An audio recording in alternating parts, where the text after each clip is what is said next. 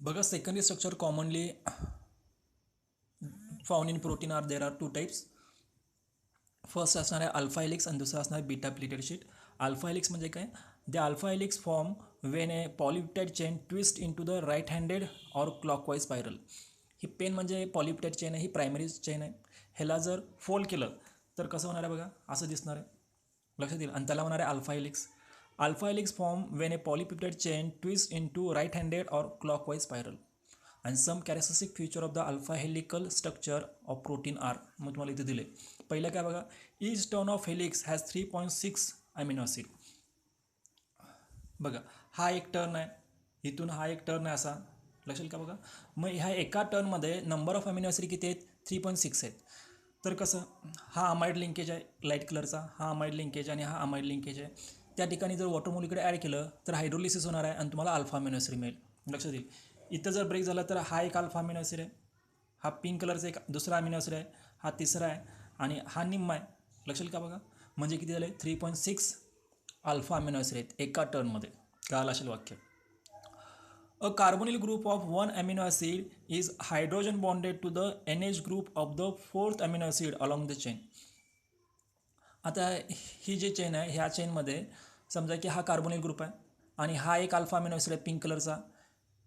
ह्या alpha amino ॲसिडमधला हा carbonyl oxygen 4th नंबरच्या अल्फा अमिनो ॲसिडच्या नायट्रोजनला अटॅच आहे.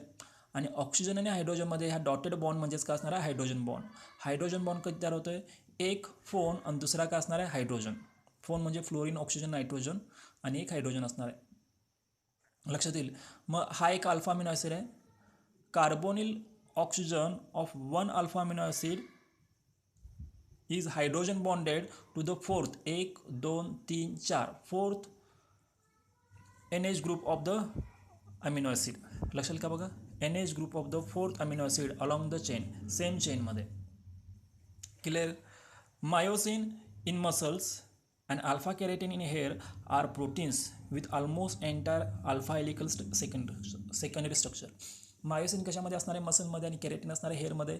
त्यांच्यामध्ये जे स्ट्रक्चर असते ते अल्फा हेलिकल स्ट्रक्चर असते.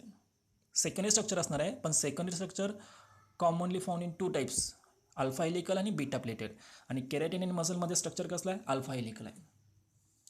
आता शेवटचा पॅरेग्राफ बघूया. या ठिकाणी बघा, beta pleated sheet arrangement is favoured by amino acid with small R group. Beta pleated sheet कधी तयार होईल? जर आर ग्रुप काय पाहिजे? स्मॉल पाहिजे. मोठे असतील तरी होणार नाही, कारण स्टेरिक हिंड्रन्स असणार आहे, कारण गर्दी जास्त होईल. Most of the protein have region of alpha helix and beta pleated sheet in addition to other random region that cannot be characterized by either of these secondary structure. Maximum प्रोटीनमध्ये जे secondary structure असते ते alpha helix असते किंवा beta pleated sheet असते. त्याच्यापेक्षा बाकीचे दुसरे कोणते कॅरेक्टराइजच होत नाहीत, समजलं आहे का बघा. प्रोटीनमध्ये मॅक्झिमम 2 स्ट्रक्चर असतात, अल्फा हेलिक्स आणि बीटा प्लेटेड शीट. त्याच्यापेक्षा बाकीचे जे स्ट्रक्चर आयडेंटिफाईज होत नाहीत किंवा ते नाही आहेत, लक्षात येईल.